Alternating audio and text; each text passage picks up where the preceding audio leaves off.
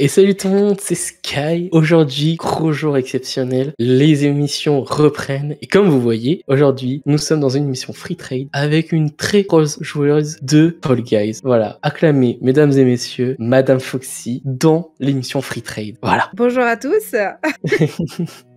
J'espère que tu vas très bien et que ta journée s'est très bien passée aujourd'hui. Eh bien écoute, tout s'est excellemment bien passé, je t'en remercie. Bah tant mieux. Et toi de ton côté? C'est ce qu'il faut, hein. Et... Bah, comme j'ai dit, hein, un petit bricole par-ci par-là avec le stream, mais voilà, c'est ça, la vie, hein. Si on veut réussir, il faut se donner les moyens, et malgré les problèmes techniques. C'est clair. En tout cas, je suis très content que tu aies accepté. On y est arrivé, on est arrivé, oui, c'est sûr. En tout cas, je suis très content que tu aies accepté mon invitation pour cette émission de Free Train du mois de septembre, et que les gens de notre commu et de ma communauté aiment cette émission et aimera qui arrive. Bah écoute, c'est moi qui te remercie vraiment pour l'invitation. C'est adorable de ta part. J'étais touchée. En plus, j'avais écouté Free Trade et je trouvais le concept ultra sympa. Donc, c'est moi qui te remercie totalement pour cette invitation. Merci beaucoup. Mais c'est normal, hein. L'émission déjà de base est là pour faire découvrir du coup des petits streamers et surtout que c'est bien de débattre de temps en temps, que ce soit de YouTube, de Twitch, et d'avoir le point de vue de certaines personnes, surtout que ce soit plus sur YouTube ou que ce soit plus des créateurs de contenu sur Twitch ou YouTube. Voilà, c'est toujours bien d'avoir certains points de vue et c'est pour ça que cette émission entre guillemets existe. Est-ce que tu aimerais que pour tes téléspectateurs à toi, tes viewers à toi, on remet l'explication de ce que c'est Free Train et pareil pour YouTube et le podcast pour ceux qui viennent de nous découvrir, voilà. Est-ce que tu voudrais qu'on remette le petit média pour réexpliquer le projet en plus résumé? Oui, c'est super intéressant comme ça. Les gens comprendront le concept. Tout à fait. Du coup, je vais vous mettre le média, puis on débattra sur une roulette. Bonsoir à tous, bienvenue sur la nouvelle émission Free Trade. Vous voulez savoir en quoi consiste cette émission? C'est simple, les invités présents à l'émission tireront au sort, grâce à une roulette, un sujet de discussion et ils en débattent. Bien sûr, ils ont le droit de débattre sur le sujet d'un des invités présents. Vous avez tout compris? Parfait, que l'émission commence. Et voilà les amis, j'espère que vous avez mieux compris le principe de Free Trade. De toute façon, ça fait déjà le 4e épisode qui est déjà sur ma chaîne, donc vous devez un peu comprendre. Est-ce que tu voudrais qu'on parte déjà sur un débat que tu as décidé ou un débat directement pré-choisi entre guillemets par la roulette? Je te laisse le débat pré-choisi. Je t'avoue que, comme je te disais en off, je te laisse me guider. Donc voilà, j'ai pas choisi tellement de débats ou quoi que ce soit. Je te laisse me guider tout au long de cette soirée. Du coup, ça fait qu'on va partir sur la roulette parce que moi-même je n'ai pas de débat. Je préfère laisser les invités entre guillemets choisir. En même temps, c'est le but que j'invite les gens. Attention, sur quelle question allons-nous tomber? Sur une question YouTube, ça va être sur ton point de vue à toi, bien sûr, hein, donc no stress, tout va bien se passer. Alors, est-ce que tu es prêt à découvrir la question? Oui, tout à fait, attends, j'attends que ça, t'écoute. Alors, quelle est ta meilleure année sur YouTube? Ma meilleure année sur YouTube. Alors j'ai une très très mauvaise mémoire, hein, moi déjà, donc je sais pas si je pourrais te dire ma meilleure année, vraiment te dater ça. En tout cas, pour moi, la meilleure année sur YouTube, ça a été quand j'étais beaucoup plus jeune. Avec les Mister V, Ouais, oui, hein, attends, je pense que ça peut se compter maintenant sur 10 ans, tu vois, genre il y a 10 ans, pour moi, le YouTube d'il y a 10 ans était excellentissime. Et je suis beaucoup moins friande à l'heure actuelle, en tout cas, de YouTube. Plus du tout consommatrice, si ce n'est pour regarder des choses de Twitch sur YouTube. Mais à proprement parler, les youtubeurs, il y a 10 ans, avec les Misterville, Antoine Daniel, c'est exactement ça que je regardais et dont j'étais énormément friande de mon côté. C'est vrai que c'est une année qui est mémorable parce que c'est le début des concepts sur YouTube, des débuts des youtubeurs aussi qu'on connaît maintenant qui se sont installés et des crews, des idées, etc. Donc c'est vrai que c'est une très bonne année. Moi c'est plus l'année 2017-2019 parce que c'est là où pour moi je faisais des vidéos Minecraft et cartonner c'était trop bien et c'est là où je m'éclatais le plus au niveau du montage parce qu'il y avait des montages qui étaient plus dynamiques et ce qui plaisait à l'époque. Franchement pour moi c'est vraiment ces meilleures années là. Mais comme tu dis, oui, c'est vraiment genre les années des débuts, genre 2015, 2016, où vraiment là on voit des créateurs exploser avec leur compte. Voilà. Ouais, après, tu vois, tu parlais de concepts, justement des vidéos concepts, et c'est exactement ce que j'aime pas trop sur YouTube à l'heure actuelle. Moi, tous ces concepts, les invités, les espèces de multivers qu'il y a un peu partout, je suis pas très friande de ça, tu vois. Je trouve que ça part un peu partout et surtout n'importe où. Mais après, c'est que moi. Et je préfère largement YouTube, Twitch sur YouTube. C'est uniquement ce que je regarde maintenant. Tu vois, là en ce moment, ces dernières semaines, ce que je regarde, c'est les best-of du The Event, quoi. Sinon, j'arrête YouTube. Je me doute. Mais du coup, en parlant de The Event, parce qu'on va un peu rebattre aussi de ça, parce que ça fait déjà à peu près 2 semaines ou une semaine qui s'est déjà passée, et il y a eu beaucoup de personnes qui ont dit que ce serait un flop. Est-ce que pour toi, déjà, de base, quand ça a été annoncé, est-ce que pour toi, vraiment, le The Event était un flop ou ça allait stagner genre, en termes de cagnotte globale, ou tu penses que ça aurait fait plus que l'année dernière? Je pense que, vu l'énorme bruit que ça a fait sur Twitter, on ne pouvait pas se dire qu'il allait avoir une cagnotte pareille. Je pense que personne n'allait se dire que ça aurait le même engouement que les années d'avant. Mais par contre, comment dire, la vague de haine, je me la suis un peu prise dans la gueule. J'ai été, j'étais pas du tout streameuse sur les events ou quoi que ce soit, ni de près ni de loin.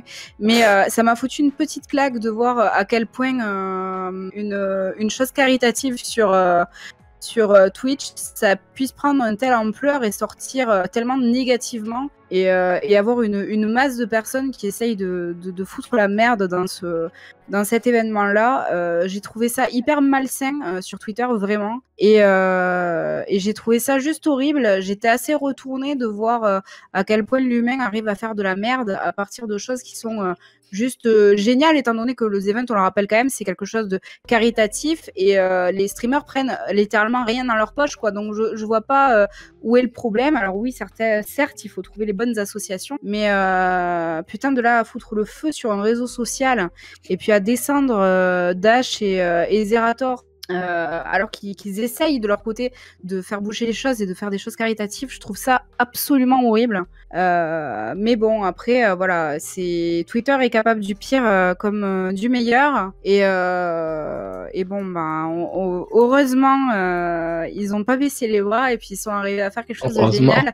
Et juste pour la petite... ouais, mais juste, tu vois, pour moi en tout cas, ce event-là, c'était peut-être un des meilleurs events. J'ai adoré l'ambiance, en fait. J'ai vraiment adoré l'ambiance et c'est exactement cette ambiance-là que je trouvais qui se perdait les années d'avant, que j'ai retrouvé à ce event et que j'ai trouvé absolument génial. Je trouvais qu'il y avait beaucoup plus d'entraide et que même s'ils étaient beaucoup plus, il y avait une espèce de cocon familial autour de tous. Ils étaient tous... Enfin, je sais pas, il y avait une espèce d'ambiance d'entraide qui était... Ouais! C'était moins stressant comparé aux années d'avant, mais ils avaient vraiment plus un poids sur l'épaule cette année avec les associations. Donc je pense que c'est pour ça qu'aussi ils disaient que ça allait faire un flop, parce que pour les associations qu'ils avaient choisies, c'était pas vraiment ce qu'ils attendaient de la réaction des viewers. Donc c'est pour ça qu'ils se sont pris une vague de haine. Et heureusement qu'ils sont pas baissés les bras.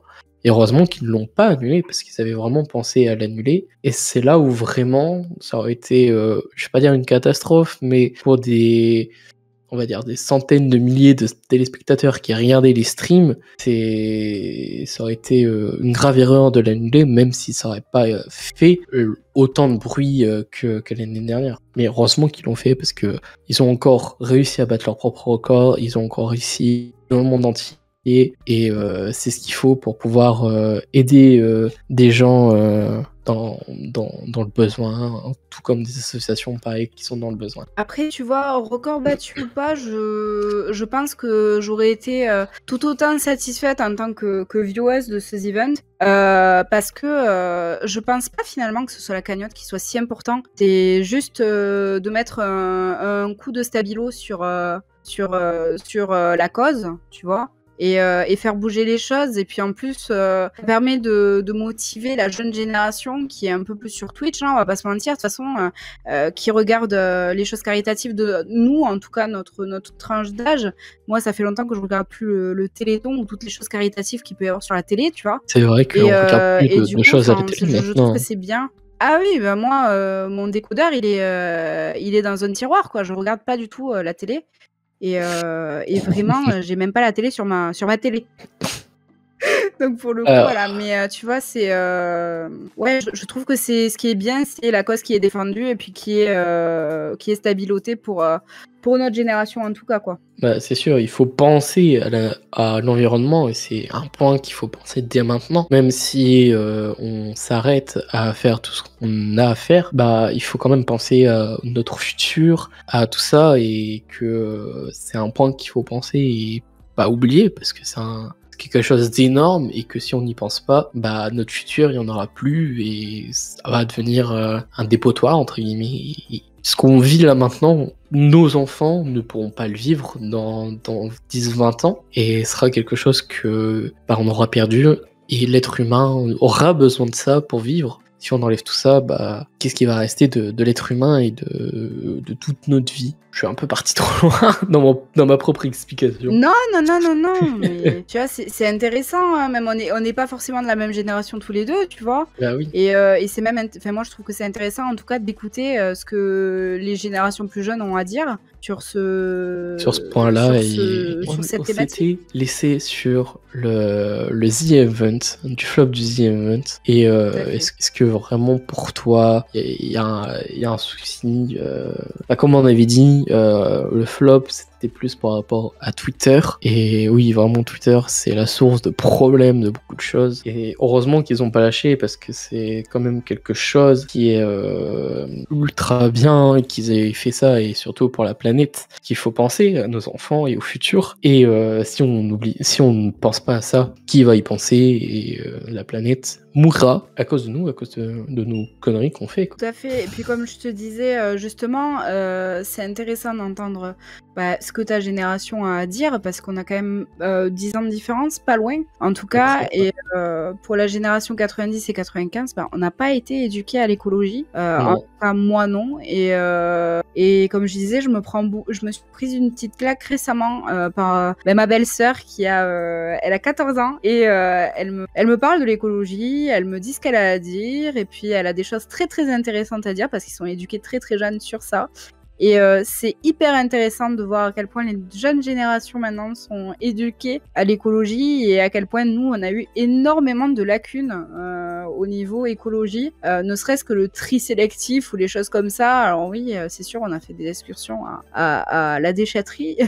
mais on n'a pas eu tellement de cours comme les jeunes générations là sur l'écologie et c'est hyper cool. Heureusement qu'il y a ça parce que s'il n'y aurait pas ça, ce serait vraiment compliqué maintenant de penser à plus vraiment faire en sorte d'éduquer les enfants pour l'écologie parce que vraiment si on n'éduque personne ne pensera à ça et les seuls qui penseront seront on va dire les vieux mais ceux qui ont été vraiment éduqués à ça et qui peuvent faire des choses alors que il faut que ça agisse maintenant sur les enfants, que dans le futur ça agisse aussi sur les enfants des enfants et que avec tout ça, avec l'effet boule de neige, on puisse réussir à sauver la planète entre guillemets pour éviter que se détruise d'elle-même en fait. Ouais, c'est tout à fait ça, hein. C'est de l'éducation de génération en génération. On va y arriver, j'espère, à mobiliser un peu les troupes et arriver au moins à ralentir cette catastrophe. Mais voilà, ce qui est bien, voilà, c'est justement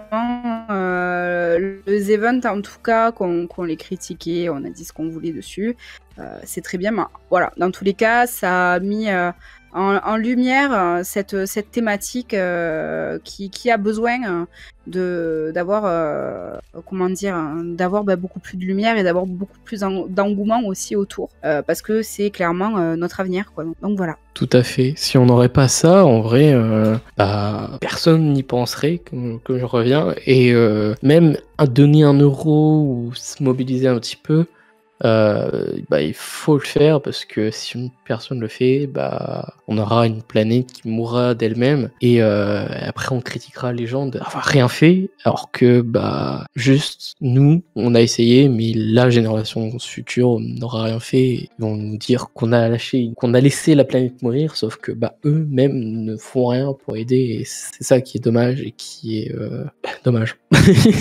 On va y arriver peut-être. Oh non, on va y arriver peut-être. Hein. C'est à force d'efforts. À force de persévérance et d'efforts sur ça. On espère que vraiment la planète, tout le monde en a besoin. Tout le monde a besoin de vivre et d'avoir l'envie de vivre sur cette planète parce que il y a une vidéo de Vodka qui m'a fait le titre. C'est sur son FAQ, je crois, par rapport à la Unicorn House, à sa vie à lui, etc. Et à un moment, il y a une personne qui a posé la question de est-ce qu'il voudrait un enfant. Et il a dit que avec les circonstances qu'il y avait sur la planète, etc., son enfant, il le voyait pas vivre heureux à cause de tout ce qui se passe sur la planète, les guerres, l'Ukraine, les conflits, les gens sur les réseaux sociaux qui font que de la merde, les influenceurs, tout plein de trucs, et il ne voyait pas voir son enfant vivre dans ce monde-là, alors que peut-être dans 10 ans avant, il aurait voulu. Mais là, il ne voit pas comment son enfant pourrait vivre heureux avec tout ce qui va se passer. Et il veut pas qu'il soit malheureux dans le futur à cause de ça. Et je trouvais ça très intéressant, parce que on peut se pencher sur ce point-là, et se dire que c'est pas que notre bonheur à nous, il faut aussi le bonheur des autres, et surtout de sa future génération. Oui, justement, il y a de moins en moins de personnes, en tout cas, moi, de mes amis, hein, j'ai 27 ans, donc c'est l'âge où, l'âge, il n'y a pas d'âge, mais c'est un des âges quand même, en tout cas dans la moyenne. L'âge à peu près pour l'avoir, quoi. C'est ça, c'est la moyenne d'âge où t'as un enfant, ma mère m'a eu à 28 ans, donc c'est ça, quoi, tu vois, j'y suis. Et on est de plus en plus à ne pas vouloir d'enfants, à se demander quel futur. Et justement, je te parlais de ma belle-sœur, tu vois, elle me disait qu'il y a 14 ans, donc Poun, elle est petite quoi encore, et elle me disait que justement elle se voyait adopter, elle se voyait pas du tout avoir d'enfants, et c'est vrai que cette question commence à se poser aussi pour notre génération, même si comme je te disais on n'a pas eu d'éducation écologique tellement, c'est des questions qui se posent de plus en plus. Pourquoi pas adopter finalement, on est tellement d'êtres humains sur Terre, et voilà, c'est des thématiques que moi en tout cas mes parents ont vraiment pas eu à penser, et mes grands-parents encore moins, qui étaient dans une consommation excessive, outrancière, mais du coup, c'est des thématiques qui se posent de plus en plus, quoi. D'ailleurs, si on n'y pense pas, personne n'y penserait. Et surtout que ça fait plus débat maintenant qu'il y a quelques années, alors qu'il y a quelques années, on s'en foutait un petit peu de tout. Maintenant, on se dit, avec tout ce qu'on a fait les années d'avant, il y a eu peut-être une merde, il faut peut-être qu'on essaye d'inventer des choses. Ce que je trouve dingue, c'est que à l'heure d'aujourd'hui, on invente des inventions pour nettoyer ou faire des choses pour limiter l'impact sur l'environnement et qui font en sorte de réparer les erreurs d'avant. Alors que juste, on n'aurait pas fait ces erreurs, il n'y aurait pas ces inventions-là qui sont créées. Et je trouve ça dingue, franchement, de créer des inventions pour limiter notre merde qu'on a fait avant. Ça, c'est, je pense qu'on va y être pour plusieurs années encore à faire ce genre de choses. En tout cas, maintenant, c'est de toute façon de plus en plus de spécialistes le disent, c'est même pas récupérer la Terre comme on l'a prise, c'est comme l'humain en tout cas se l'est accaparé, mais c'est ralentir la progression folle depuis l'industrialisation qu'on a créée, quoi. Tout à fait. Faut se poser les questions et essayer d'agir pour ce genre de choses. Voilà, je pense que on pourrait encore en débattre, mais je pense qu'on tournerait assez facilement autour du pot et on s'énerverait peut-être sur certains points. Oui, il y a matière, ouais. Bon, est-ce qu'on passe sur une autre question ou tu aurais un débat? Eh bien, écoute, on passe sur une autre question. Moi, ça me va parfaitement, ça. Une autre question? D'accord. Une question de Twitch. Du coup, passer à la question qui sera, pour toi, qu'est-ce qui fait un bon streamer? Déjà, il faudrait que je suive toutes les règles que je vais énoncer, donc je l'espère. Mais pour moi, qu'est-ce qui fait un bon streamer? En tout cas, c'est ma vision des choses. Pour moi, Twitch, c'est l'interactivité. Voilà. C'est pour ça, en tout cas, que j'y suis. Pour moi, qu'est-ce qui fait un bon streamer? C'est de avoir une belle interactivité avec son chat, avoir une bonne animation, essayer de toujours avoir un bon débit de parole. Jouer la carte de la franchise aussi, pour moi, ça c'est être un bon streamer. Pas biaiser les personnes, pas utiliser les gens pour faire des vues. Être droit dans ses bottes, pour moi, c'est aussi le fondamental du bon streamer. Voilà, après c'est le monde des bisounours, hein, mais pour moi c'est un fondamental aussi du bon streamer. C'est quelqu'un qui prend soin de ses viewers, de sa communauté, et puis qui est pas dégueulasse et qui reste une personne très bienveillante avec les autres streamers aussi. Voilà. Après, c'est au niveau de l'animation et de son propre stream, c'est quelqu'un voilà, qui a un bon débit de parole, qui partage avec sa communauté, qui échange beaucoup. Je pense que c'est ça être un bon streamer. Un peu comme toi, quoi. Non, je pense que je suis loin d'être une bonne streameuse, mais j'essaye de l'être. J'essaye de m'améliorer tous les jours par rapport à ça. Mais tu l'es, hein. C'est gentil. Non, bah après, tu vois, je suis plus dans la perspective ne pas me jeter des fleurs, mais justement regarder qu'est-ce qui va pas. Je suis un peu en tryhard sur ça, on va dire, dans le sens où après mes lives, je regarde mes VOD, pas pour le culte de la personnalité du tout, mais pour voir là où ça a merdé, quoi. Là où j'ai pas répondu à quelqu'un, là où quelqu'un est parti du chat parce qu'il s'est dit, bah, pas d'interactivité, je me casse. Là où ben, j'avais un débit de parole de merde, ce genre de choses, tu vois, et je pense que c'est ça être aussi un bon streamer, peut-être, essayer de tryharder pour s'améliorer à chaque fois, et donner le meilleur divertissement possible aux viewers. Non, donc pour rebondir à ce que tu dis, oui, c'est vrai que si t'as pas entre guillemets la passion de montrer, de divertir les gens, et que tu fais juste ça, que ce soit pour les stats, que ce soit pour l'argent, ou juste pour dire hey, regardez, je suis plus gros que vous, alors que on s'en fout tous, c'est vrai que bah, si tu donnes pas déjà une bonne image de toi, ça va pas déjà aller, déjà. Et que bah, si tu n'es pas transparent entre guillemets avec tes viewers, avec ceux qui te regardent, ceux qui partagent aussi des moments avec toi, hein, parce que clairement les gens te regardent de n'importe où ils veulent avec toi, c'est vraiment un moment de partage. Ce que je kiffe avec Twitch, c'est que tu partages des choses. Et que bah si tu n'as pas ça, c'est vraiment dommage de te mettre sur Twitch et de pouvoir d'essayer de penser à essayer de tout faire pour réussir, parce que j'en vois beaucoup qui sont là, qui regardent les streams, qui en font, et tout ça pour essayer de devenir meilleur, alors que bah tout simplement il faut juste faire son stream tranquillou bilou et ne pas penser à devenir le meilleur. Juste faire le stream, être passionné, partager ce qu'on fait et kiffer ce qu'on fait. C'est ce qui est le meilleur à faire. Ben ouais, justement, tu vois, je pense que là, être le meilleur, c'est le bon terme, parce que je pense que si tu mets en place déjà dans ta tête que t'as le mindset de la compétition, du moi j'aurai plus de viewers, de moi je veux gagner de la thune sur Twitch, je pense qu'il faut directement partir. Ouais, c'est ça. Faut s'arrêter là.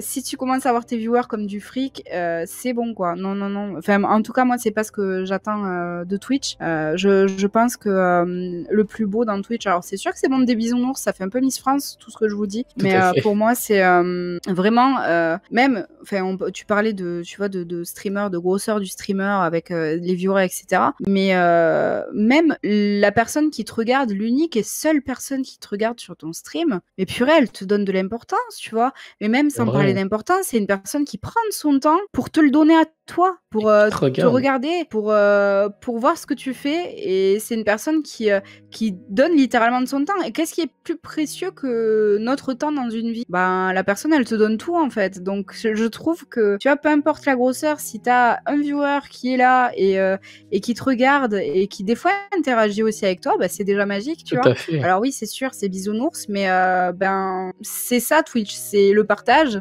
et c'est l'échange. Et ben, même une personne, c'est déjà beaucoup, et chaque personne vient donner son petit grain de sable sur ton stream, et je trouve que c'est ça la magie de Twitch. C'est ça, c'est partager des moments avec les autres, c'est vraiment, je trouve, la meilleure chose qu'il y a à faire sur Twitch. C'est pour ça que je me suis lancé sur Twitch, pour pouvoir partager des moments et communiquer avec plein de personnes, dont toi, dont Monsieur Alex, dont Z-Way, des gens qui sont passionnés par le stream, et encore d'autres arriveront dans cette émission qui sont passionnés, et que je trouve ça ça magnifique qu'à notre échelle, en tant que petit streamer à 200, 400, etc. de followers, de pouvoir transmettre, que ce soit de la passion, des rires, l'envie de réussir dans quelque chose, de se pousser en termes d'émissions, de se pousser en termes de créativité, de stream, parce qu'il y en a des millions de streams par jour, et il y a tellement de créativité dans tous ces streams-là. On peut avoir des streams Lego, des streams tuto, des streams montage, des streams jeux vidéo, qui est la plupart, des émissions, ce genre de choses. Et c'est ça qui est magique avec Twitch, c'est qu'il y a plein de trucs qu'on voit et qu'on peut partager à tout moment. Et tout ça gratuitement. Parce qu'il y a certains sites où on est obligé de s'abonner ou de faire des trucs pour voir regarder quelque chose de qualitatif. Alors Twitch, c'est gratuit, on a des émissions style Popcorn, style les The Event, style les 300 vues, style Free Trade, style machin, etc. C'est peut-être des émissions qui sont big, d'autres non, mais au moins on partage tous la même chose. On a envie de partager des choses sur Twitch. Mais voilà, c'est mon avis sur ce qui fait un bon streamer et la vie de streamer. Et c'est vrai que on a tellement de points de vue, tellement de trucs sur Twitch qui se passent, et vraiment je trouve ça magnifique. Que tu aurais quelque chose à rajouter ou partir sur un autre débat? Non, juste voilà, la diversité, c'est ce qui fait la beauté de la plateforme, et puis la découverte de nouveaux streamers aussi, quoi. C'est vrai que là je suis en contact personne qui te dont toi Sky, hein, et forcément on s'apporte mutuellement, et puis mais c'est comme dans les jeux vidéo aussi, peu importe l'âge, je pense qu'on est tous des passionnés, on a tous envie d'échanger, et c'est ça qui prévaut sur ce qu'on fait. Je trouve aussi. Voilà, je pense que je pense que j'ai fait le tour, en tout cas sur la thématique du qu'est-ce qui fait un bon streamer. Je pense aussi qu'on a fait un petit peu le tour. On va repartir sur une nouvelle roulette, voir sur quel type de sujet on va atterrir, et puis on va partir sur un nouveau débat. Alors, ça va être un débat sur une autre question, un autre style de question qui est plus, entre guillemets, un peu, entre guillemets, vie privée, et de ce qu'on pense hors YouTube et Twitch. Es-tu prêt à voir, du coup, la question, Madame Foxy? Bien sûr. Pour toi, est-ce que les réseaux sociaux peuvent t'aider à devenir connu? Alors, c'est une question communication, ça même. Je dirais que le terme connu est un peu biaisé. Qu'est-ce qui est connu, je sais pas. Mais en tout cas, si c'est à avoir une communauté, si c'est ça la question qui se cache derrière être connu, alors oui. Un peu dans le sens de, est-ce que les réseaux sociaux, par exemple, mettre ta pub sur Insta, ta pub sur Twitter, ta pub sur les réseaux sociaux, peuvent-ils t'aider à augmenter ta commu et tout ça, quoi? Tout dépend de comment tu t'y prends, quoi. Si tu balances ta pub et puis voilà, je dirais que non. Mais si par contre tu crées une vraie ambiance, si tu t'intéresses vraiment à ta communauté, si t'es pas là juste pour faire accroître tes chiffres, je pense que oui, à ce moment-là, il y a tout à fait moyen de grossir ta communauté sur les réseaux sociaux. Après, encore une fois, voilà, c'est de la com. C'est comment tu t'y prends. Est-ce que tu t'y prends de manière tout à fait dégueulasse, et est-ce que tu payes un gros billet à Instagram pour qu'il y ait un maximum de personnes qui te voient, qui cliquent sur abonner, et t'as plus jamais aucune interaction avec eux? Ou est-ce qu'au contraire tu t'intéresses un peu à tes followers, est-ce que tu t'intéresses un peu à leur vie, et puis est-ce que tu as des échanges réguliers avec eux? Tu vois, c'est un peu redondant. Enfin, ça rejoint même la question de qu'est-ce qu'un bon streamer. C'est est-ce que tu t'intéresses aux chiffres, encore une fois, ou est-ce que tu t'intéresses aux personnes derrière les chiffres? C'est ça. C'est ce qui est le plus important pour moi, c'est vraiment qu'est-ce qui se trouve derrière ces chiffres, et quels sont les vrais humains derrière, quoi.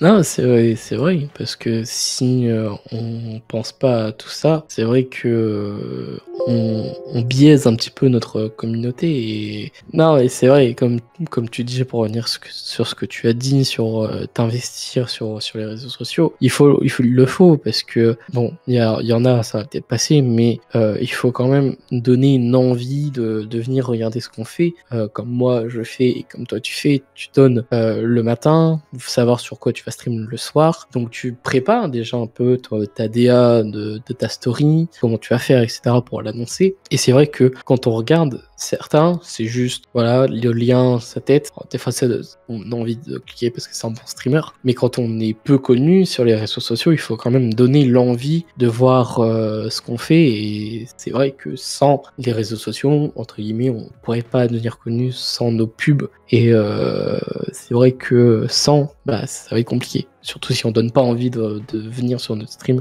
ça va encore moins attiser les gens de venir et de venir regarder ce qu'on fait et de s'intéresser à nous. C'est ça, et je pense que les gens, quand ils viennent sur un stream, c'est pour découvrir l'humain aussi qu'il y a derrière le micro et derrière la caméra. Et si tu donnes pas ça aux gens et si tu attends pas un échange avec ces personnes-là, qui est toujours enrichissant en général, je sais pas trop à quoi ça sert de streamer finalement, tu vois. Si c'est des gens qui veulent juste être connus, faut peut-être arrêter Twitch et faut peut-être arrêter ces médias de communication en tout cas, quoi.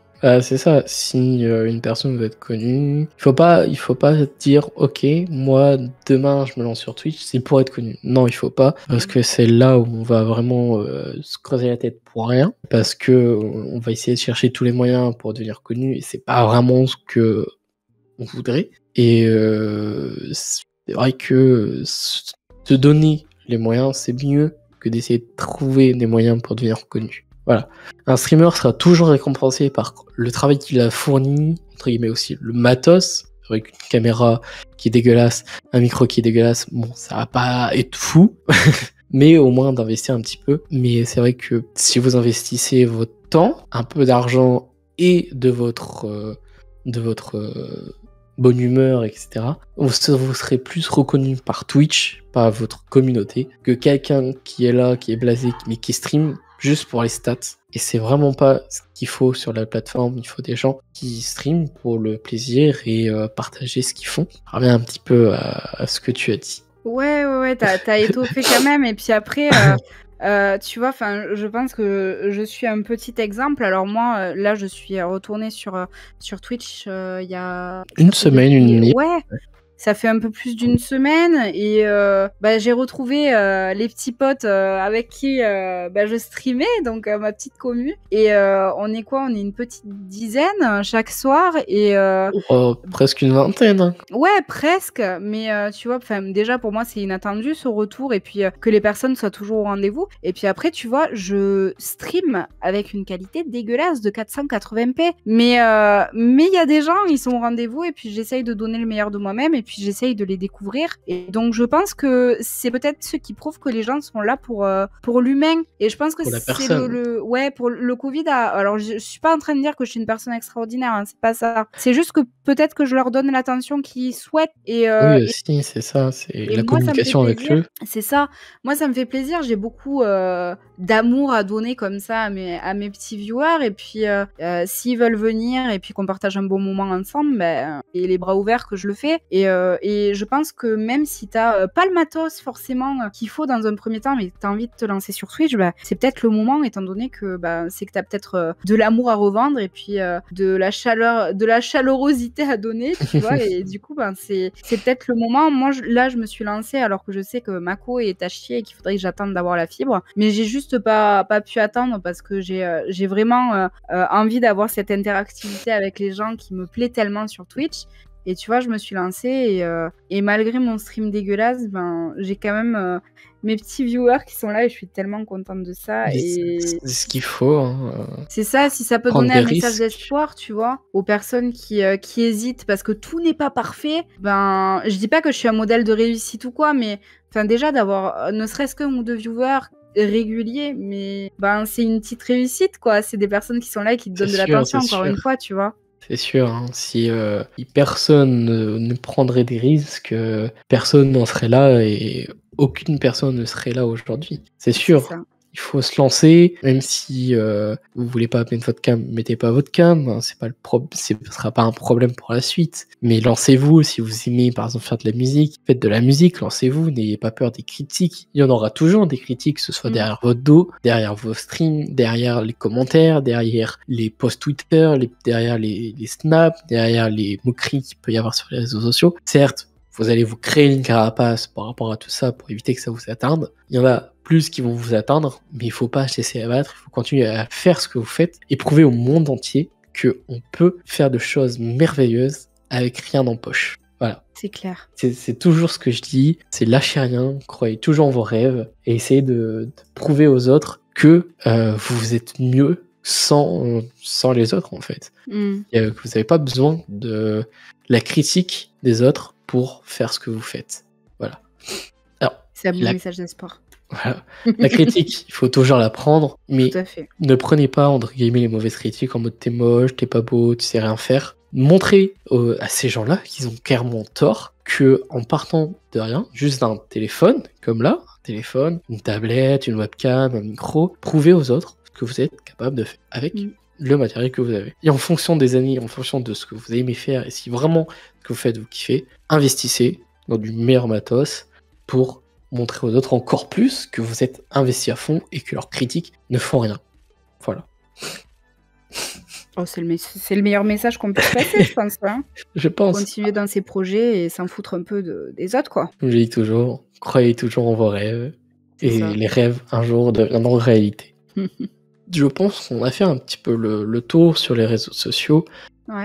En gros résumé, les réseaux sociaux peuvent vous aider à devenir connu. Faites attention à faire une bonne DR entre guillemets quand vous écrivez ou quand vous postez des choses pour puber ce que vous faites. Et surtout, ne prenez pas en compte les critiques des réseaux sociaux parce qu'il y en aura toujours et que ces critiques-là pourront vous faire plus évoluer que régresser. Voilà, je pense que c'est un bon résumé de si les réseaux sociaux peuvent aider ou non à devenir connu. Oui, tout à fait. Même si je t'avoue que le terme connu, je l'aime pas beaucoup. Mais... Oui, non, mais on comprend tous le terme connu dans le sens de on se pub un petit peu et à pousser notre chaîne Twitch, YouTube, sur d'autres réseaux, parce que ça fait plus de bruit sur les autres réseaux que sur Twitch ou YouTube de base. En fait. Est-ce qu'on partirait sur une autre petite question de la petite roue roulette ? Allez, let's go. Allez, une petite question de la petite roue roulette. Ça va être une question YouTube. Es-tu prêt à savoir la question concernant YouTube ? Tout à fait. Pour toi, est-ce que YouTube va rester le leader mondial du divertissement ? Eh ben, je suis pas voyante, mais je ne pense pas du tout. Parce qu'ils n'arrivent pas à prendre le tournant en termes d'interactivité. Ils n'y arrivent pas. Les YouTube Live, c'est pas foufou. Je pense que vraiment Twitch a un train d'avance. Malgré le fait que, en tout cas, les grands streamers ont envie de se rebeller un peu sur la plateforme, hein, vu les petites annonces qu'ils leur font de temps en temps, quoi. Donc ça, c'est pas vraiment ouf. Mais je pense vraiment que YouTube est en train de s'engouffrer. Après, il me semble, j'avais vu cette stat qui était assez intéressante. C'était il y a quelques années, je sais pas si c'est toujours le cas, mais YouTube était le premier moteur de recherche chez les jeunes. C'est-à-dire que c'est pas Google, c'est YouTube.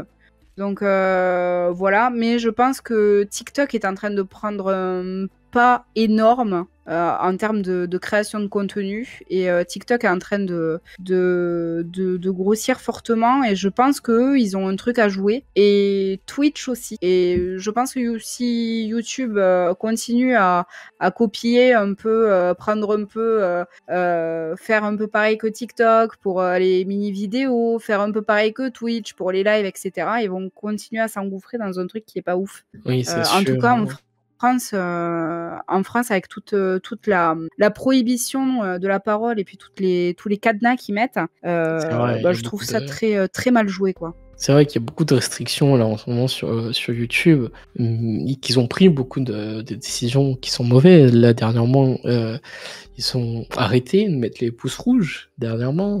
Décision un petit peu bête. Ça servait beaucoup au référencement de certaines vidéos. Et pour nous, en tant que spectateurs, parce que une vidéo tuto qui a beaucoup de pouces rouges, bah, on sait que elle est nulle. Maintenant, il faudra plus regarder dans les commentaires, voir si la vidéo est vraiment bien. Comme avant, bah, c'était plus facile avec le pourcentage pouce bleu, pouce rouge, que maintenant, bah, on n'est plus. Mais pour moi, YouTube, ça restera toujours une plateforme de divertissement dans le monde.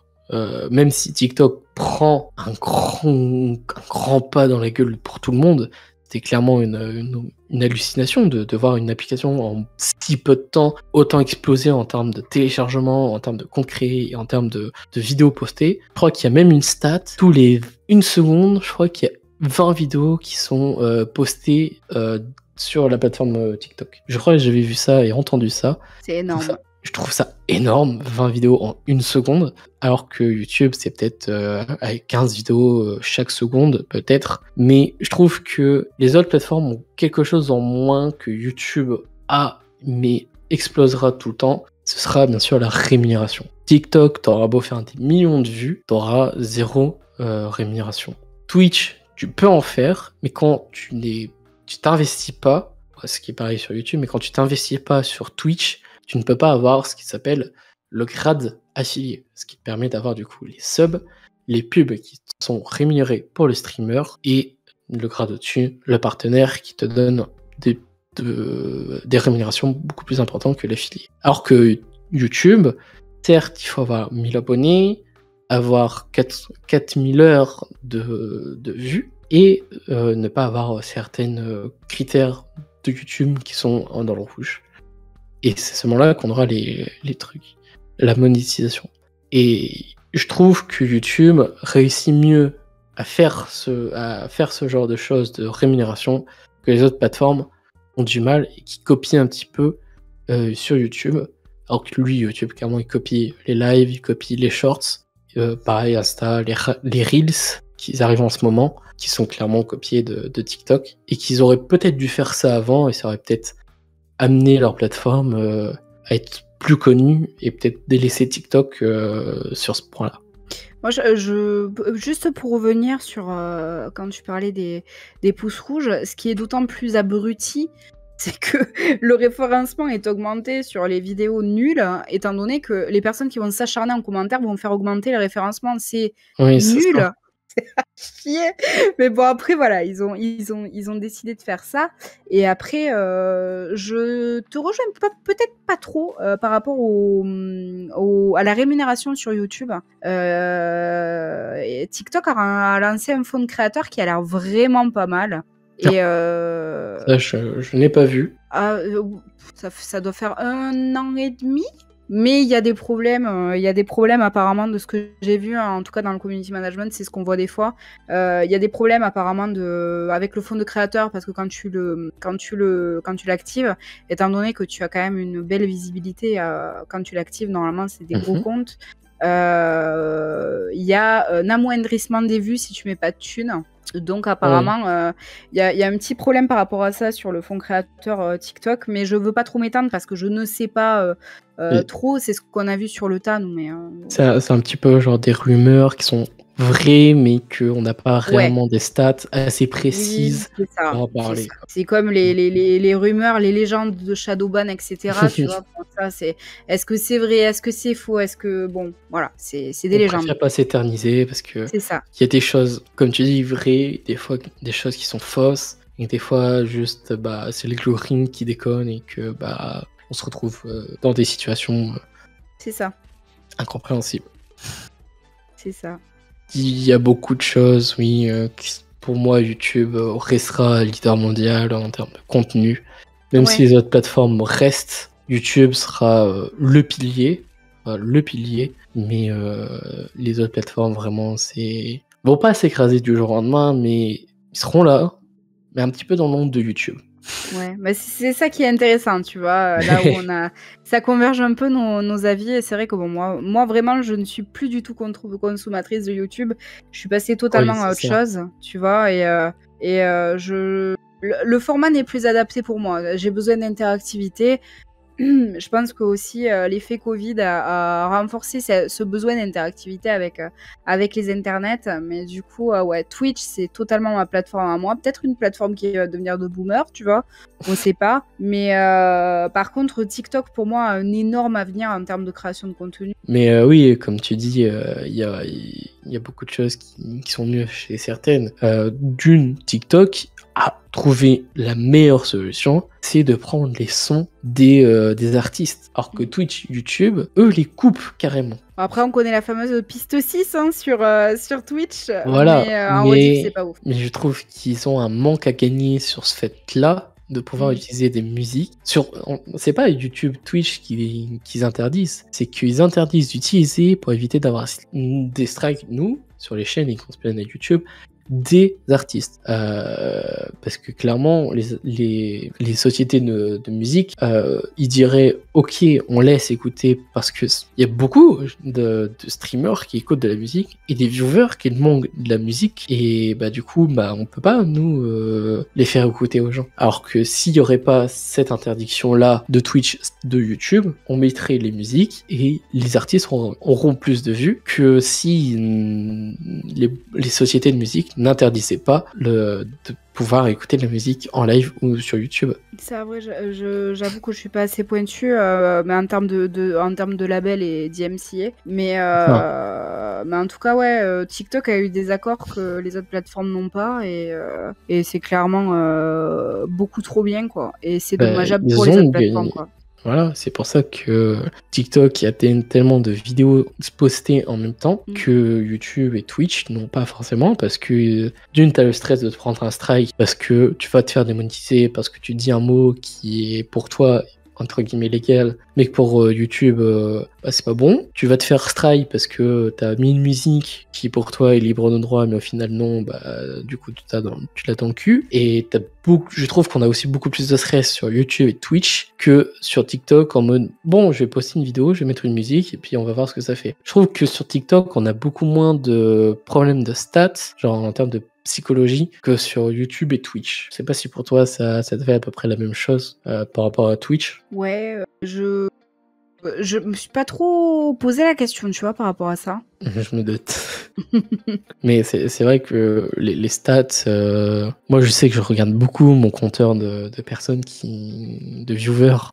C'est vrai que je regarde beaucoup, il faudrait que j'arrive à m'enlever de la tête de regarder cette stat-là, mais psychologiquement, c'est sûr que ça va jouer, parce que du coup, tu te dis, ouais, cool, 10, puis au final, 2, là, tu te demandes, mais qu'est-ce que j'ai fait de mal, en fait, entre ce temps-là. Donc, c'est vrai que ces stats-là font plus mal, pareil sur YouTube, mais je trouve sur TikTok, on en a moins, parce que les vues sont un peu cachées. Pareil, au niveau de stats, je trouve aussi que c'est un peu caché, donc... Après, t'as aussi Twitch, où c'est pour le coup le live, et si t'as pas de viewers, t'as pas d'interactivité. Ça, du coup, c'est pénalisant directement. Mais après, YouTube, je sais pas, je t'avoue que ça, YouTube, jamais vraiment posté de vidéos autrement qu'avec mon ancien taf, et je m'en foutais des commentaires et des vues, pour le coup, avec la page de l'entreprise, donc bon. Eux aussi, hein, c'était juste pour mettre sur YouTube, donc voilà, c'était pour les archives, on va dire. Mais après, qui est de TikTok, comme Instagram, qui sont en train de bien faire marcher leur algorithme, mais TikTok, tu touches tellement de personnes, il y a tellement de personnes sur l'appli en plus, que tu as vraiment un effet boule de neige qui est très rapide, et très satisfaisant et très addictif aussi. Parce que tu as des chiffres qui sont énormes rapidement, si tu fais bien les choses, et c'est fou TikTok, vraiment c'est fou. Je me rappelle, moi j'avais eu c'est vraiment des chiffres ridicules pour les humains, hein. Je crois que c'est de l'ordre de 3000 ou 4000 vues. Mais déjà énorme, hein. J'ai un TikTok du coup à un moment qui a en 1 heure, il m'a pris, je crois qu'il m'a pris 3000 ou 4000 vues, et tu voyais le compteur qui bougeait comme ça, et j'étais en mode mais what the fuck, quoi. Il faut s'arrêter là, les gens. Ça va chauffer là, il faut arrêter. Ouais, mais tu vois, ils ont une puissance d'algorithme qui est pas pareille sur les autres applis. Sur les autres réseaux sociaux. ils sont vraiment forts sur ça. Je pense que c'est leur point fort, mais après, ouais, c'est leur algorithme qui est très très fort. Et par contre, Twitch, au niveau de l'algorithme, ce serait sympa qu'ils mettent en avant quand même mieux les streamers. Ce serait vraiment cool. Alors, pas parce que j'en fais partie, mais parce que ça leur donne de la force, quoi. Franchement, les gros streamers, s'ils avaient... Enfin, tu leur imputes 100 viewers parce que ces personnes-là peuvent graviter chez des petits streamers, bah, ça t'égaye la journée d'un petit streamer, et puis le grand streamer, il s'en bat un peu les steaks parce que bon... Bah, c'est ça. Je pense que la rota, ce serait quand même intéressant d'avoir une meilleure rotation sur Twitch. Après, bien sûr, il y a les habitudes, hein, comme si tu mettais TF1, bah, tu allumes ton Antoine Daniel du jour, mais le truc, c'est que t'es un peu stuck avec tes grands streamers, et il n'y a pas cette facilité de découverte sur Twitch. J'espère qu'ils vont améliorer ça un jour. Bah, moi, ce que je me souviens, qu'on avait déjà battu avec des gens, c'est que à un moment, ils avaient mis en test sur la plateforme une option qui s'appelait à la une, qui est toujours là, mais qui est d'une façon différente. Et cette à la une, ça pouvait aider du coup les petits streamers à être mis en avant par la plateforme. Et en gros, c'était, je crois, payé ou avec certains nombres de points, je ne sais pas parce que c'était en bêta, mais je l'ai vu en fonctionnement pendant un moment. Et du coup, ça te mettait dans un petit encadré à la une, et tu étais là, toi, devant les plus gros streamers, et je trouvais cette fonctionnalité très bien. Sauf que ils ont arrêté de la mettre pour une raison, vu que sur la plateforme, que ce soit sur toute plateforme, on retrouve du coup des sites de C. Voilà, des sites de... Et du coup, il y en avait sur Twitch, malheureusement. Et ça fait que ils payaient des sommes astronomiques pour se retrouver en avant sur la plateforme. Donc ça fait que en la mise en avant sur la plateforme, tu avais 5-6 streams de cul. Voilà. Et c'est pour ça qu'ils ont enlevé cette fonctionnalité. C'est parce qu'il y avait du coup trop de personnes de sociétés de HUC que du coup cette fonctionnalité pour mettre en avant des streamers a été supprimée. Je trouve ça dommage que des sociétés détruisent une envie de Twitch de pouvoir permettre aux streamers et avoir une interactivité avec les viewers qui pouvaient, à mon avis, je pense, donner des points de chaîne pour augmenter la visibilité sur la plateforme. Et du coup, c'est à cause de ces sites de HUC que cette fonctionnalité a été enlevée de Twitch, malheureusement. Il y a le boost qui est en cours, je sais plus, je l'ai vu sur des moyens streamers. Je crois que je l'ai vu très récemment sur Rivenzi et sur Cohen. Je sais pas comment ça se fait. Je sais qu'il y a une mobilisation de tes viewers, etc. Mais je sais plus comment ça se goupille. Mais je sais qu'il y a le boost qui est toujours en bêta, quoi. Oui, voilà, c'est pas sur toutes les chaînes, mais du coup, comme tu dis, c'est en bêta, et donc du coup, ils testent sur certaines chaînes qui, je pense, sont plus partenaires. Comme là, ils ont testé le fait que des nouveaux viewers puissent mettre un petit message de bienvenue. Donc je sais pas si c'est toujours d'actualité sur les chaînes partenaires ou autres. Bien sûr, il faut jamais avoir parlé dans le chat de quelqu'un pour avoir cette fonctionnalité. Je ne sais pas si c'est encore d'actualité ou pas, mais ils font des tests, ils font plein de trucs. Comme là, dernièrement, ils vont enlever les hosts le 3 octobre. Je sais pas si tu as vu. Ah bon? Ils vont enlever les hosts le 3 octobre. Je ne sais pas, je n'ai pas plus de communiqué, mais dans les notifications que Twitch t'envoie sur le site, j'ai le mode host disparaîtra le 3 octobre. Cliquez pour en savoir plus pour d'autres fonctionnalités, machin. Donc, le mode host ne sera plus là pour post. Donc je pense qu'il y aura peut-être une commande, mais la fonctionnalité directe du host ne sera plus directement au niveau du tableau de bord. D'accord, oui, le simple fait qu'on tombe sur un autre streamer quand tu es offline sur ta chaîne, ça n'existera plus du coup. Alors, ça va peut-être rester pour maintenant, mais peut-être par exemple un host que tu n'as pas décidé de mettre sur ta chaîne, comme tu faisais avant les raids, peut-être cette fonctionnalité-là sera enlevée, mais peut-être en paramétrant plus fourrièrement dans tes paramètres pour promouvoir un streamer, peut-être que cette fonctionnalité restera, mais dans l'instant T, par exemple, là, si on veut host, peut-être la fonction ne sera plus active, quoi. À voir ce que ça va donner dès le 3 octobre. Ouais. Mais on verra. Franchement, on testera ça, c'est ça.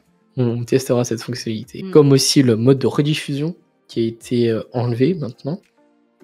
Donc, pourquoi ils ont enlevé cette fonctionnalité? Peut-être que ça bouffait trop en termes d'énergie pour Twitch.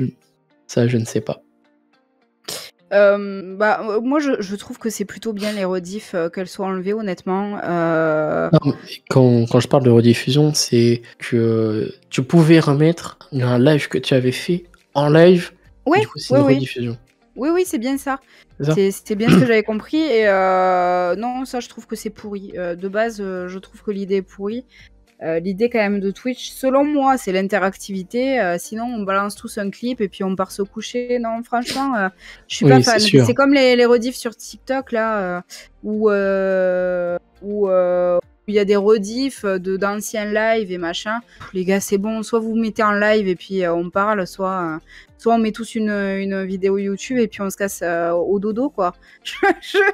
Non, je suis pas tellement pour les rediffs, honnêtement. Je trouve que c'est pas l'idée de Twitch. Alors oui, c'est sûr, t'as des followers pendant ce temps qui arrivent et puis des personnes qui s'engagent sur ta chaîne, mais je trouve que c'est biaisé et c'est du faux travail de la part de la personne derrière la chaîne. Voilà, c'est que mon avis.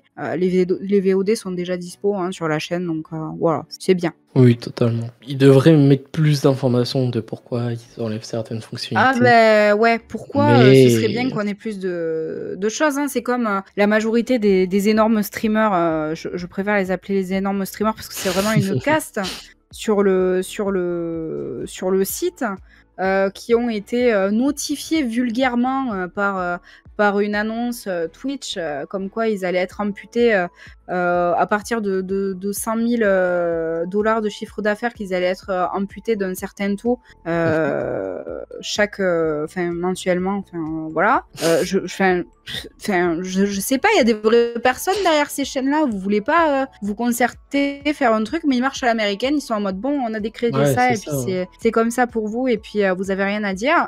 Ouais, c'est clairement ça. Malheureusement, le Twitch français n'a rien à dire par rapport au Twitch américain. Ah, mais même le Twitch américain, je pense qu'ils n'ont pas comme nous en France, le culte de la contestation. Les Américains, nous, on est vraiment, on part sur de la grève ou des choses comme ça directement. On est quand même un peuple qui est connu pour être très contestataire. Oui.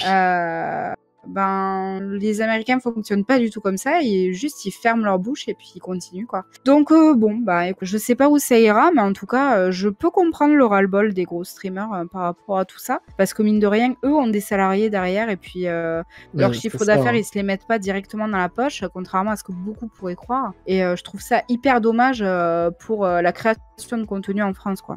C'est ça. C'est dommage que des sociétés américaines ne pensent pas, entre guillemets, au monde entier et prennent des décisions que pour leur gueule, entre guillemets. On comprend que Twitch doit payer les lignes, doit payer les employés pour pouvoir régler des problèmes de bugs pour les streamers, qui doivent régler des problèmes de bugs sur la plateforme, qui doivent essayer d'innover en termes de revenus, en termes de classement, en termes de vues sur la plateforme. Mais au bout d'un moment, là dernièrement, j'ai vu que les streamers vont repasser de certains contrats qui étaient de 70-30 à 50-50 en partenaire. Je trouve ça ok, c'est bien pour ceux qui n'ont pas les contrats de Twitch, ça met tout le monde au même niveau. Mais à un moment, il faut se dire que derrière, on a une société du style comme Gotaga qui a une trentaine d'employés, qui gère la chaîne Twitch, qui gère la chaîne YouTube. Et heureusement que YouTube est derrière là, pareil les vêtements, etc., qui ramènent un petit peu d'argent, pareil les sponsors. Mais prenons un streamer qui a un monteur, qui a quelqu'un qui gère les lives derrière, qui est modo, un media maker, des gens qui sont là pour régler des problèmes, un local à payer, etc. et qui fait moins de 20 000 € par an, sera mieux proportionnellement à aujourd'hui. Et il pourra pas payer ses monteurs, il pourra pas payer son local, il pourra plus rien payer parce que il gagnait un peu plus avec Twitch que YouTube. Et là, maintenant, il va se retrouver presque au même niveau que YouTube à peu près. Donc, ça va être compliqué de pouvoir rehausser la perte via les revenus Twitch. Et je trouve ça dommage que Twitch ne pense pas à ce genre de personnes là qui créent du contenu, qui ramènent des gens. Que ce genre de personnes ramènent du gens sur la plateforme, qui font encore plus grandir les streamers, et je ne comprends pas.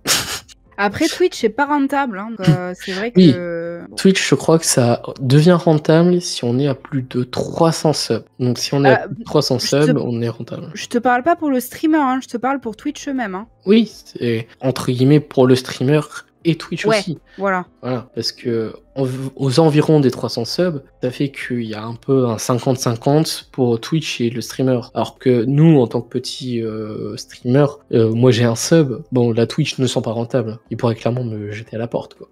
Mais ils sont là, et ils essayent de t'aider à te pousser. Ça donne des conséquences, malheureusement, que certains gros streamers veulent partir sur YouTube parce qu'ils ont un meilleur rendement et une meilleur référencement, je trouve, aussi des lives que Twitch. Bon, même si c'est un peu mal amené sur YouTube que Twitch. Très bonne chance si c'est autant censuré que les vidéos. Oui, mais entre un contrat Twitch-YouTube, des fois, il vaut mieux aller chez la concurrence. Ouais. Surtout quand on est un gros streamer, style Gotaga, lui, des fois, il se disait vraiment qu'il voulait partir chez YouTube. Il partirait pas de lui-même chez YouTube, mais s'il y avait vraiment un gros cachet, là, il irait. Après, je pense qu'en réfléchissant ne serait-ce qu'un peu, il le fera pas, étant donné que on a vu le désastre que ça a été pour Ninja. Et franchement, il aurait dû rester sur la plateforme. Hein. Il aurait dû rester sur Twitch et ça serait mieux passé pour lui. Mais bon, il a tenté, c'est bien. Hein. Et c'était comme comment ça s'appelait le truc qui était d'ailleurs sur Mixer, exactement. Mixer aussi, quelle catastrophe. Hein. C'était si prometteur, mais c'était catastrophique finalement. Bah en fait, c'est que Mixer, déjà, il fallait se connecter avec un compte Microsoft pour pouvoir suivre. Donc déjà là, c'était un peu mal foutu. Il y avait que des gros streamers que référencés. Donc t'avais les 6 gros streamers, bah t'avais que les 6. Donc les petits, tu les voyais pas. Et que bah je trouve que Mixer est arrivé à un point où Twitch avait déjà mis les bases sur le monde du streaming. Genre tu ne pouvais pas détrôner Twitch du jour au lendemain comme ça, même si t'avais les plus gros streamers, Ninja, Kota, tous les gros streamers US. Je pense pas que des gens seraient passés d'eux-mêmes à Mixer du jour au lendemain. Twitch est beaucoup trop puissant en termes de visibilité et en termes de contenu aussi. Ouais, c'est ça, Mixer est arrivé trop tard. Après, j'ai fait quelques petits streams sur vraiment pour le fun. Tester, voir ce que ça donnait, quoi. Et bah, c'était rigolo, quoi. Mais bon, too late. Voilà, c'est à tester une fois, pas deux. C'est ça, unlucky. C'est vrai que malheureusement, Twitch est en train un petit peu de partir dans un sens où les streamers sont pas très contents. Mais en même temps, ils sont obligés de faire certains points pour éviter d'être dans le rouge et de pouvoir continuer à exister. D'ailleurs, c'est Amazon, même si Amazon gagne des millions. Ouais, après, tu vois, c'est vrai que...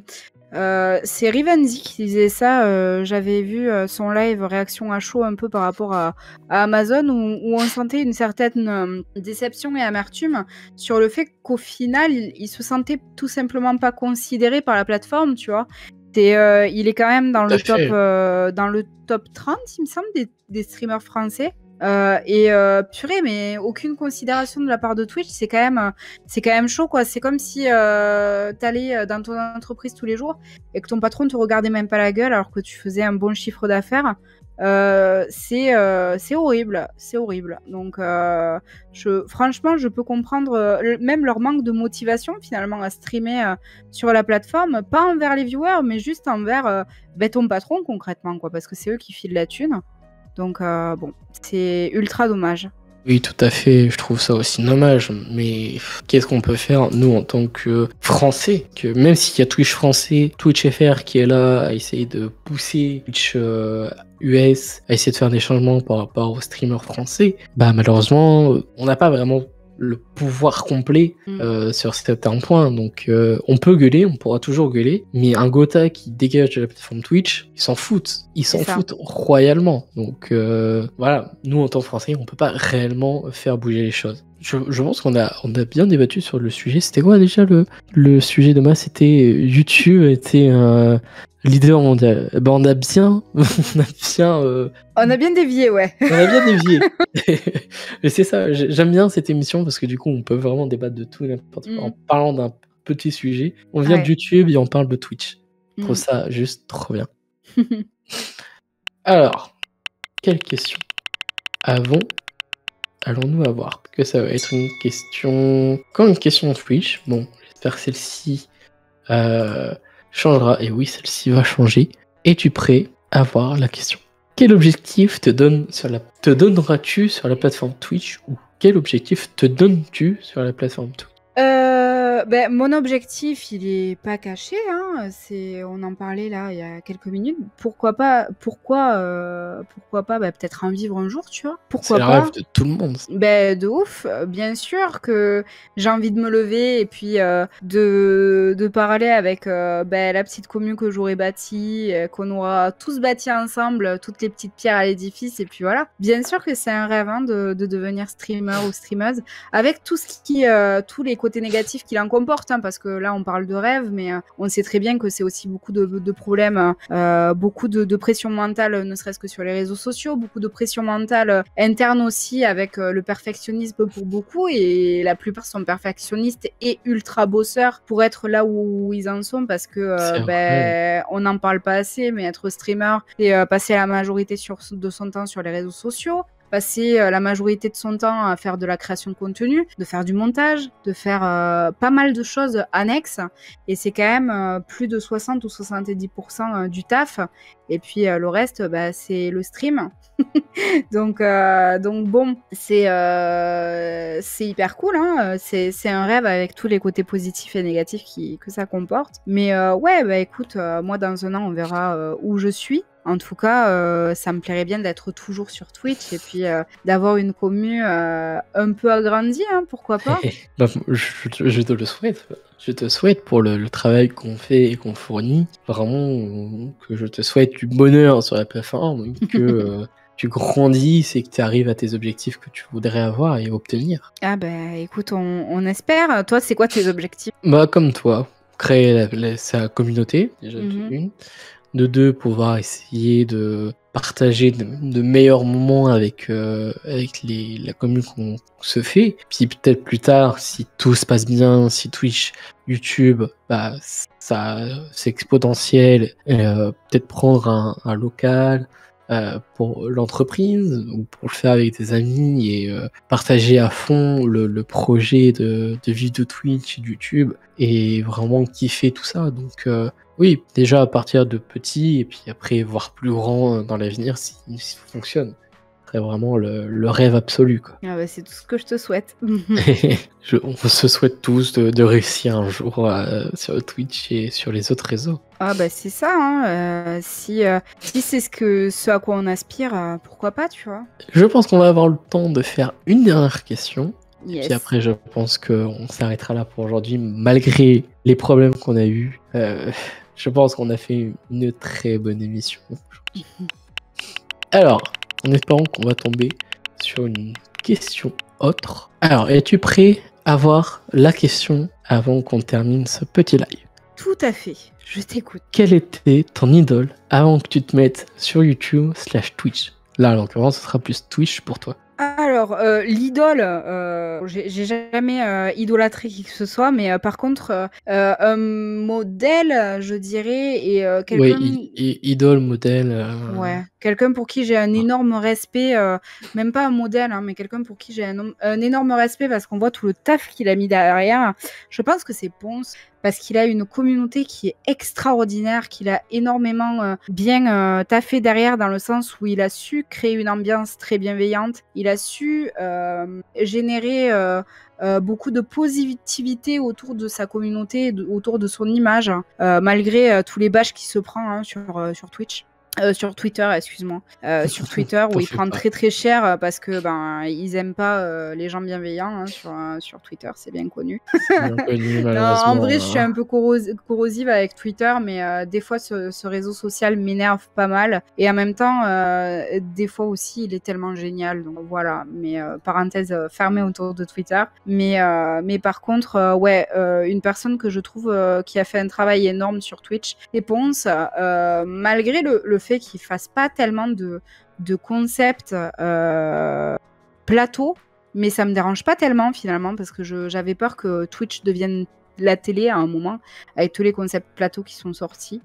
Mais je trouve que son ambiance très chill et puis très bienveillante est juste géniale, malgré des fois des pics le lundi avec ses 20 000 viewers. Il n'y a pas un mot au-dessus de l'autre, tout le monde est très bienveillant, très gentil. Donc franchement, c'est cool. Et je dirais que ça pourrait être pour moi une des personnes les plus inspirantes sur la plateforme. Bah, tant mieux si tu trouves des gens qui t'inspirent pour tout ce que tu veux faire par la suite, parce que c'est vrai que on a tous quelqu'un, un idole, un parent, un grand-père, quelqu'un de la famille, quelqu'un de notre entourage, quelqu'un qui est influent, qui va nous donner, entre guillemets, le déclic de se lancer sur Twitch, de se lancer sur YouTube, de se lancer sur les réseaux, de se lancer dans une marque, de se lancer dans une entreprise, et qu'on remercie presque jamais ces personnes-là de dire « Ah, je me suis lancé sur tel truc grâce à machin », parce qu'il a fait ce jour-là un truc qui m'a plu et que ça m'a donné envie de se lancer sur ça, quoi. Après, ce qui m'a proprement parlé, juste donné envie de mettre sur Twitch, c'est vraiment juste l'interactivité. J'ai pas eu tellement d'inspiration pour me mettre sur Twitch. C'est vraiment... même, je dirais, mon expérience personnelle, étant donné que j'étais, il y a encore un mois de ça, animatrice radio. Et en fait, c'est juste ça, moi, qui m'a donné envie de me mettre sur Twitch. C'est vraiment l'interactivité que je trouve juste géniale. Et j'espère lancer justement des concepts d'interview, tu vois, comme je le souhaite. sur toi avec Free Trade et puis d'autres concepts que tu as, tu vois, mais vraiment c'est ce qui m'intéresserait moi d'apporter en tout cas avec mes propres concepts sur la plateforme. Pas vraiment d'inspiration qui m'ont poussé à me mettre sur Twitch, mais par contre ouais des personnes inspirantes par la suite qui m'ont fait rester sur Twitch, ouais. Tant mieux. Et de ton côté? Tant mieux. Moi, de mon côté, j'en parle à chaque fois. Gotaga pour les streams et pour tout ce qui est vie privée, je trouve ça formidable. Tout ce qui est du point où il est allé au point où il en est maintenant. C'est vraiment le discours, je dis, c'est vraiment qu'il est parti de rien et on peut devenir quelqu'un de connu en partant de rien. Donc ça, je trouve ça trop bien. Et en termes sur YouTube, c'est iPierre qui m'a vraiment donné envie de me lancer sur YouTube avec son Let's Play mécanique saison 1 et qui avec peu de moyens et peu de montage, parce qu'à l'époque c'était vraiment Praise des VOD, et il m'a donné envie de me lancer sur YouTube et j'en suis aujourd'hui là entre guillemets grâce à lui, parce que sans son let's play, sans sa manière de faire, etc., j'aurais peut-être pas eu entre guillemets le déclic de mettre sur YouTube et d'avoir cette passion, parce que c'est vrai que maintenant c'est une passion, et de créer des émissions comme là, créer des vidéos, créer plein de choses avec des gens qui sont juste trop bien, trop génial sur la plateforme, qui donnent que de la bonne humeur, c'est ce que je recherche. Vraiment, et c'est pour ça que je fais aussi cette émission. Et je pense qu'on a fait un petit peu le tour de l'émission, de tout le débat. Ah, j'espère que ça t'a plu. Totalement, ouais. Merci beaucoup pour l'invitation. Vraiment, je te le redis. Merci beaucoup pour l'invitation. J'étais très touchée. C'est très, très cool. Et puis, de toute façon, à bientôt, que ce soit sur ta chaîne, sur ma chaîne. Je pense qu'il se passera d'autres petites choses très cool. Moi, j'ai très hâte. Tu me dis un point, une émission que tu veux faire. Je suis là au taquet. Pareil. Genre, si au mois d'octobre, au mois de novembre, il y a une autre émission Free Trade avec des anciens guests ou des nouveaux, t'en fais pas, je t'en ferai savoir. Bah, avec grand plaisir, et puis avec une meilleure technique et puis une meilleure connexion peut-être de mon côté, ce serait mieux pour toi. On croise les doigts, puis voilà. J'espère que les gens qui regardent la vidéo jusqu'ici vous avez quand même plu. Est-ce que tu aurais des derniers mots, des derniers remerciements à faire avant de se laisser sur ce stream? Bah, justement, merci beaucoup à toi pour l'invitation. Après, merci à toutes les personnes qui prendront le temps d'écouter notre débat de A à Z sur la vidéo, et puis ou même sur le podcast aussi. Ouais, même en petite partie ou quoi. Merci de prendre ce temps sur vos vies. Et puis voilà, juste merci pour tout. Et puis c'était cool, c'était très cool. Merci. En tout cas, merci d'avoir accepté cette invitation. J'ai trouvé quelqu'un qui était quand même très gentil et qui a accepté et qui adore le projet. Voilà. Merci pour tout. Merci à toi, vraiment. Voilà. Sur ces gens, c'était Sky. J'espère que vous avez kiffé le live, la vidéo et le podcast pour ceux qui écoutent sur Spotify ou sur Apple Music. Et nous, du coup, on va se retrouver pour un prochain live. Toi, de ton côté aussi. Et de mon côté aussi. Et bien sûr, si vous voulez avoir toutes les informations de Foxy dans la description, ne l'oubliez pas. Voilà. Sur ces gens, c'est Sky et Foxy. On se retrouve du coup pour un prochain live. Sur ces gens, croyez toujours en vrai. Tout le monde, bye!